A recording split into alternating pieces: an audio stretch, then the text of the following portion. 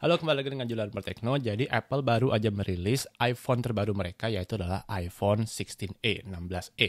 Di mana 16e itu adalah model paling low end dari iPhone 16 series. Tapi dari segi positioning produk, sepertinya iPhone 16e ini lebih ditempatkan Apple sebagai pengganti iPhone SE series yang dulu sempat ada dan sekarang sudah tidak dijual oleh Apple secara resmi. Sebagai konteks, iPhone 16e ini harganya mulai dari $599 atau lebih murah $200 ketimbang iPhone 16 yang biasa. Di sini pakai dolar karena kita nggak tahu ya, iPhone 16 yang biasa aja belum muncul di Indonesia, apalagi yang E ya, yang baru banget muncul. Tapi ngomong-ngomong soal iPhone 16, sebenarnya banyak banget kemiripan antara iPhone 16e dengan iPhone 16.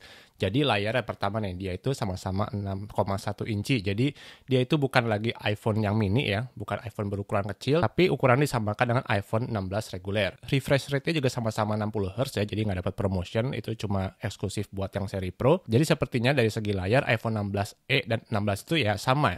Meskipun kita nggak tahu ya sampai produk itu muncul dan ada di tangan reviewer, apakah ada kualitas yang menurun atau mungkin beda lah minimal dengan iPhone 16 biasa. Dia juga sama-sama dapat action button ya, menggantikan mute switch yang muncul terakhir itu di iPhone 15 yang reguler.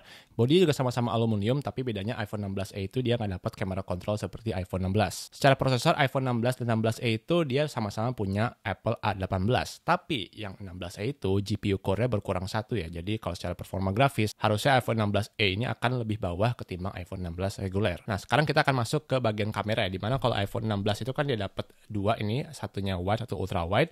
iPhone 16e dia nggak dapat ultra wide ya, jadi cuma yang wide. Dan ada menurut saya satu hal yang mungkin cukup mencurigakan ya. Jadi begini, Apple itu memarketing iPhone 16e bagian kameranya itu dengan kamera 2-in-1 ya. Dimana Apple bilang kalau yang 2X itu kualitasnya itu seperti optikal lah, jadi bukan digital zoom. Dan menurut saya ini agak-agak membingungkan ya. Jadi ini sebenarnya itu apakah beneran optikal atau digital? Dan apakah ini adalah sesuatu yang benar-benar baru atau cuma sekedar marketing gimmick aja ya? Karena kalau kita lihat website resminya Apple, sebenarnya optical zoom option yang ada pada 16e dan 16 itu sama. Cuma bedanya yang 16e dia nggak dapat ultrawide 0,5x. Jadi mungkin kita bisa berekspektasi kalau iPhone 16e itu secara kualitas kamera mungkin akan sama aja dengan 16 yang reguler.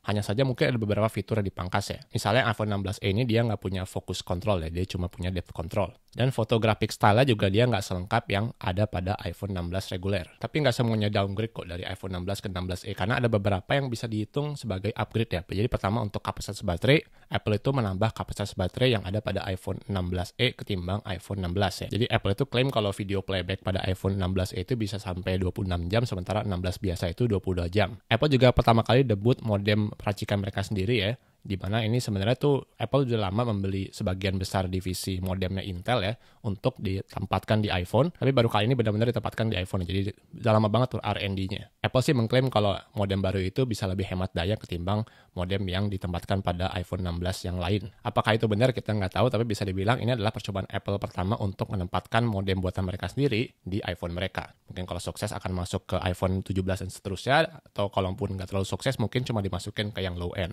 Nah, jadi sebenarnya iPhone 16e itu buat siapa ya? Nah, kalau menurut saya sepertinya iPhone 16e itu ditargetkan untuk orang-orang yang baru pertama kali pengen punya iPhone ya. Jadi misalnya anak-anak mungkin SMP, SMA gitu yang baru pertama kali punya HP tapi pengennya iPhone, dan orang tuanya pengen semurah mungkin. iPhone 16e ini bisa jadi pilihan kalau memang nggak mau Android ya. Karena kalau Android jelas dari dulu sudah pasti ada banyak pilihan lain yang secara price to performance mungkin jauh lebih worth it ya.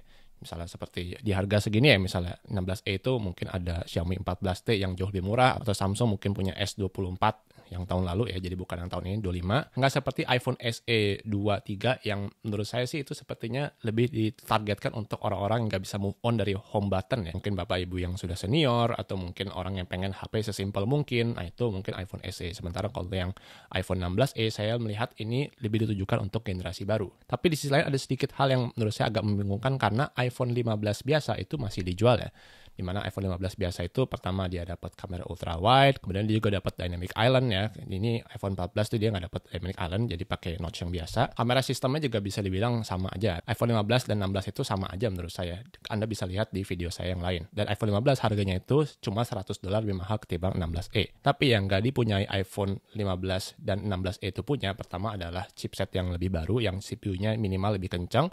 Kemudian dia juga dapat Apple Intelligence. iPhone 15 itu nggak dapat Apple Intelligence. Serta tentu saja upgrade pada battery life. Jadi bagaimana menurut Anda? Apakah Anda tertarik untuk beli iPhone 16e atau Anda mungkin lebih tertarik untuk beli iPhone 16 reguler atau 15 yang biasa, atau mungkin ya udahlah Android aja ini kalau memang pengen HP murah ya, ada banyak Android yang bagus ya. Silahkan tinggalkan di kolom komentar. Silahkan like video ini jika ada bermanfaat. Subscribe jika ingin ketinggalan konten teknologi lainnya. Saya Jo dan terima kasih telah menonton.